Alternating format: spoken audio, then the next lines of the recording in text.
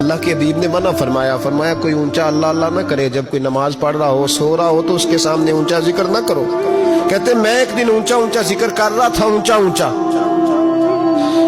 اونچا میں ذکر کر رہا تھا، کیونکہ عشق لگا سی کھیڈا کھیڈ دینوں تے مینوں کھیڈا بھول گئیاں، میں کجل پایا سی یار دے ویکھنے نوں، پھر او دی یاد وچ روندے آئی ڈل گئیاں، حیدر شاہ اس گلی کدے نہ رول دی، پر ہن تے رول گئیاں۔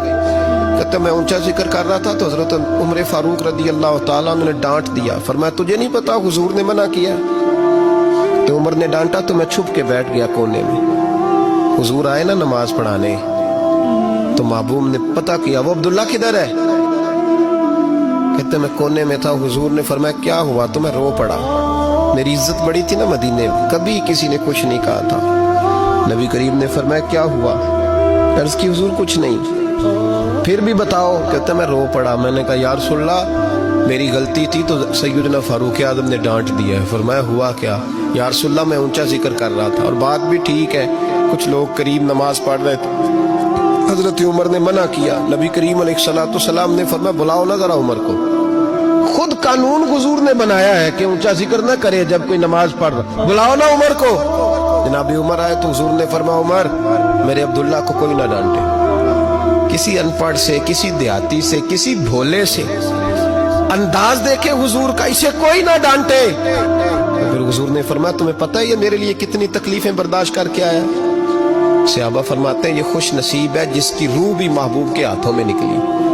اور جب جنازہ اٹھا تو حضور کی داڑھی سے ہم نے آنسوں کے قطرے ٹپکتے دیکھے۔ مدینے میں رواج تھا کہ قبر میں قریبی عزیز اتارا کرتے تھے، پر ان کا تو مدینے میں رشتہ دار ہی کوئی نہیں تھا۔ حضرت عمر فاروق اور جناب ابو بکر صدیق کہنے لگے ہم قبر میں اتارتے۔ جب ان دونوں نے اٹھایا قبر میں گئے تو کہتے ہیں کمال دیکھو اللہ کے رسول ہم دونوں سے پہلے قبر میں اتر گئے، اور حضور نے یہ البدایہ والنہایہ میں موجود ہے، کب مجھے دو میں قبر میں اتارتا ہوں۔ کہتے ہیں حضور نے تنے تنہا پکڑا، تنے تنہا قبر میں اتارا، پسے مردن فرشتوں نے جو تلاشی لی تو کیا نکلا؟ فقط ایک دل کے گوشے سے خیال مصطفیٰ نکلا۔ نبی کریم علیہ السلام نے قبر میں رکھا اور ساتھ فرمایا اے اللہ میں آج شام تک اس سے راضی تھا، تو بھی اپنے کرم سے اس سے راضی ہو جا۔